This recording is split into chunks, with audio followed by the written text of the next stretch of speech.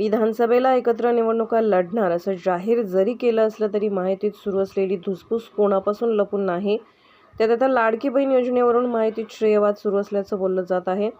धुळे शहरातील gel road परिसरात भाजपकडून लाडकी बहीण योजनेचा बॅनर लावण्यात आला.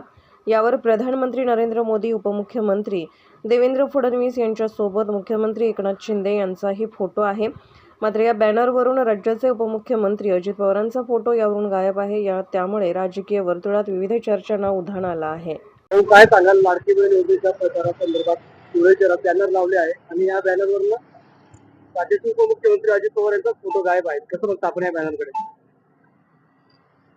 आत्ताच काही वेळापूर्वी मला या गोष्टीची कल्पना आली की लाडकी बहीण योजना संदर्भात धुळे शहरामध्ये बहुतांश ठिकाणी जी योजनाची जाहिरात केली आहे त्या जाहिरातवर राज्याचे उपमुख्यमंत्री सन्माननीय अजितदादांचा फोटो नाहीये. आज त्या ठिकाणी समक्ष मी येऊन ते बघितलं आणि ती घटना आणि बघून ते माझ्या लक्षात आलं की जी कल्पना मला दिली गेली होती ती सत्य आहे.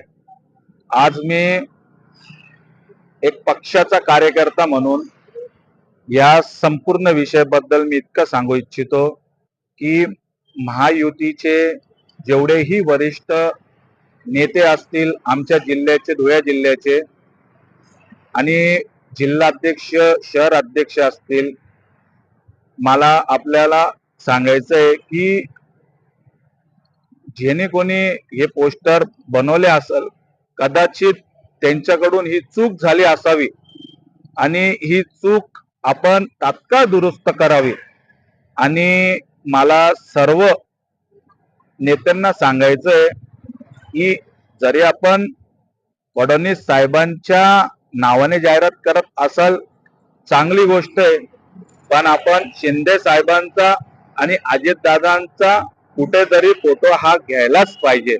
मी राष्ट्रवादीचा कार्यकर्ता आहे, मी पण अजितदादांच्या नावाने जाहिरात धुळे जिल्ह्यात शहरात करतोय, पण फडणवीस साहेब, शिंदे साहेबांना त्यांचा फोटो घेऊनच मी पण ही पूर्ण योजनेची कल्पना ही नागरिकांपर्यंत पोहोचवण्याचं काम करतोय.